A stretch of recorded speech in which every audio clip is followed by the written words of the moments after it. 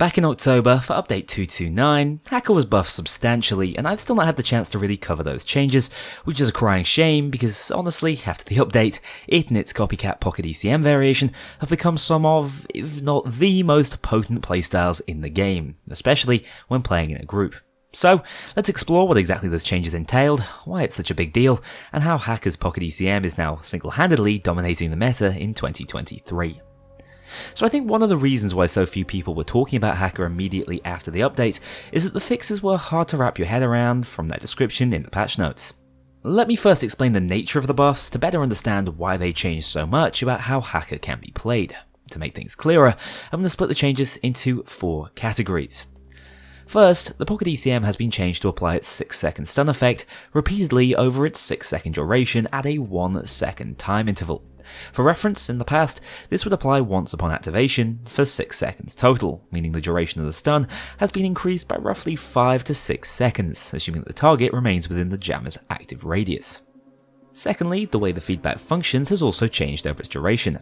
Now, instead of the stun working from a fixed point at usage, as it would with say the regular ECM jammer, its roughly 25 meter range will move around with the player, meaning for each of the 6 feedback ticks that ensue after usage, they will be applied to a variable group of enemies depending on how the high stun moves after activating. This makes the feedback much more powerful for running objectives across a distance. Thirdly, Hacker's 2 heal effects when the Pocket ECM is active have also been altered to function more consistently around skills such as Frenzy and Berserker, which prefer not to be diminished by any healing. In practice, this just means that kills earned by you or your teammates when running Hacker won't heal you if you're specifically looking to remain within that powerful Frenzy and Berserker state. Whilst I wouldn't recommend these skills for Hacker builds anyway, as it is functionally a health dodge setup, this is still a positive if less impactful change. Finally, the deck's online functionality has also been improved, and whilst it might be a little difficult to work out exactly how this has been achieved, basically all you need to understand is that Overkill has made changes to make the ECM effectively function as it would when playing offline. It prevents 2 Hacker users from overriding their Pocket ECM charges and dampening the effect. Whilst the feedback stun should be felt more instantaneously and consistently by clients connecting to a host, instead of having to wait for things to sync. Overall, this means that the Pocket ECM will last for longer, cover a wider radius, create an easier to predict and more consistent stun effect, and function more effectively when used in online lobbies. For reference, this was already a top 5 perk deck, but after all these changes, you're now looking at one of the absolute best in the entire game. Not to mention, it's also a top tier stealth deck if you find yourself struggling with cameras or pages. Let's take a few scenarios to get an idea of what you can really get away with thanks to these buffs. Firstly, it's absolutely fantastic at helping you to escape being cornered and wriggle your way out of situations you may simply not have the firepower to deal with normally. As the stun impacts all unit types outside of cloakers, you don't even really need to consider what you're up against, just press 3 and run hell for leather. Equally, you might want assistance in just pulling off objectives without any focus on clearing out enemies, for example, securing as much loot as possible at the end of a heist. The jammer can now clear the way for about 10 active seconds per usage, even if your only focus is on moving those bags and not resetting the cooldown, allowing you to escape any heist with far more loot on death sentence, and in some important cases, even more experience. Sometimes though, your goal is to actually clear large threats off the map to assist your other teammates and create space or control. Paired with the right weapon setup, you can quite easily deal, even with groups of bulldozers, within the space of a single ECM charge, and wipe those prime targets from the map. Just keep an eye out for them randomly crouching down after suffering the jamming effect for the first time. In other situations, you actually need to cut through the cops standing in the way of an objective as they're body blocking you. This is more common on close range heists such as Shacklethorn Auction, where you can actually tear through so many SWATs, you end up resetting your ECM feedback charge virtually immediately. Keep in mind, you only need about 16 kills to fully reset the timer of each used jammer, which is highly achievable with the right build. And finally, there are times in heists, especially on death sentence, when all map control has been lost and your only goal tends towards survival until the end of the assault wave. Except with Hacker, there's never a moment where you can't create an opening to rush down an objective and keep the heist moving in the right direction.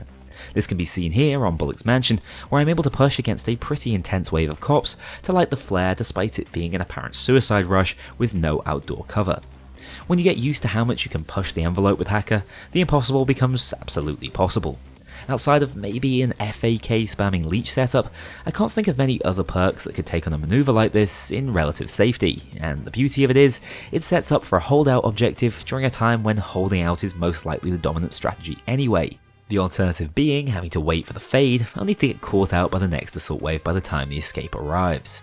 It's supremely time efficient as well as gameplay efficient, enabling you to eliminate risk from some of the riskiest plays on paper. So with all that in mind, to help you make the most out of Hacker and its now overpowered throwable, here's the build I'm currently rocking with it, using high DPS pistols to keep that body count as high as possible and spam the jammer continuously.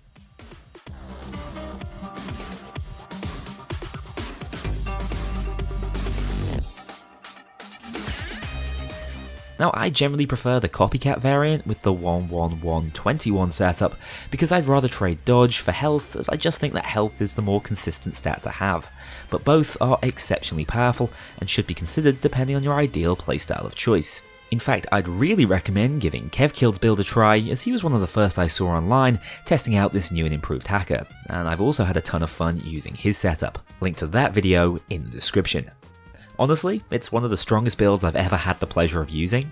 Normally, I'm a little cautious of builds that don't carry additional healing, or even consider Inspire, but this one is just so overwhelmingly powerful, the odds of you actually going down at any point are slim to none, and with the ECM being as powerful as this is, team objectives and revives are all but secured thanks to its ridiculously lengthy stunts. I think I can feel myself starting to fall in love with the spray and pray akimbo SMG playstyle lately, and this is one of the absolute best setups for channeling that wild, high adrenaline Payday 2 experience. Amazing work by him. And that's it for today's Hacker Focus video. I implore you, especially if you're a rogue user who loves that dodge playstyle, give this a go. Whilst it requires a little more player input to get the most out of, it is supremely more powerful and especially effective when playing online due to all the disruption and team support it offers. Let's be honest, rogue players are stereotyped as being selfish, so maybe it's time to step out and show just what a team player you can be. Let me know in the comments if there are any other perk decks you'd like to see a bit of a deep dive on, as there are quite a few that don't get the love they deserve, potentially just down to poor in-game descriptions leading to player misunderstanding. I think my love for Hacker was really brought to the surface during the Spy Challenge run, so who knows, maybe whatever comes next will be getting the guide treatment as well. Thank you so much for watching, I'll see you all very soon in the next one.